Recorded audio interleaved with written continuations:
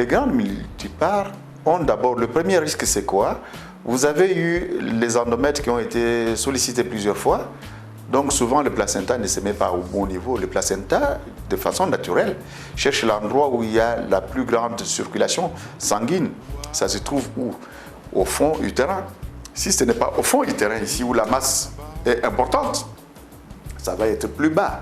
Un placenta bas inséré, qui se trouve très proche du col, peut devenir un placenta prévia au moment de l'accouchement. Le premier risque d'une multipare, grande multipare, c'est le risque de placenta prévia.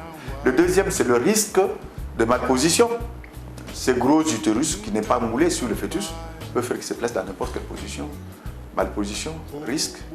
L'autre risque, c'est l'atonie. Cet utérus, si vous le mettez en travail, il va faire un travail paresseux. Pourquoi? Parce qu'il n'a plus de tonicité. Donc le travail peut être soit lent, parce qu'on ne l'a pas provoqué assez. Du coup, elle peut se retrouver avec une grossesse qui dépasse le terme. Parce qu'il n'entre pas. Il n'y a pas de danger, il n'y a pas de danger, il reste là, il ne bouge pas. On ne peut pas. En général, elles ne sont pas exposées aux malpositions simplement. Mais il y a aussi, en dehors de la qualité du placenta, il y a la possibilité qu'il se décolle avant. Et puis, ajouter à ces personnes âgées leur âge qui fait que les vaisseaux sont de mauvaise qualité. Elles ont une propension plus poussée à faire des maladies vasculaires, donc l'hypertension, à faire du diabète. Ça aggrave les risques.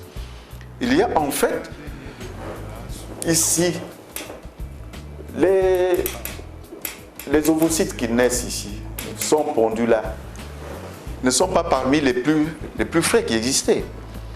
Donc, les agénésies, les problèmes génétiques vont survenir à ce moment-là.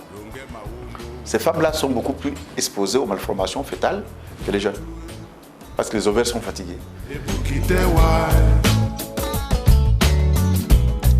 Ongele na bunya bope.